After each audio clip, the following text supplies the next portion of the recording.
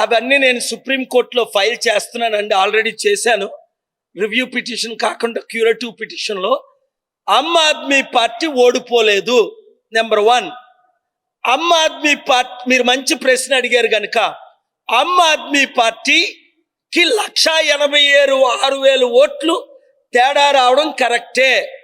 రెండోది, ఎక్కడ తేడా వచ్చిందంటే ఉన్న ఓట్లు 25% కేజ్రీవాల్ ఉన్న నియోజకవర్గంలో, జైన్ ఉన్న నియోజకవర్గంలో, మనీష్ సిసోడియా ఉన్న నియోజకవర్గంలో తీసేశారు.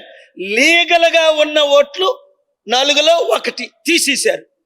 మరలా ఒక 30-40 వేలు ఓట్లు ఈ 7 నెలల్లో పార్లమెంట్ తర్వాత మరలా చేర్చేశారు. బీజేపీ తరపుని ఉన్న లీగల్ ఓట్లు తీసేశారు, ఇల్లీగల్ ఓట్లు చేర్చేశారు, ఈవీఎంని ట్యాంపర్ చేశారు. లేదంటే 70లో 68 సీట్లు ఆమ్ ఆద్మీ పార్టీ గెలవాల్సిందే.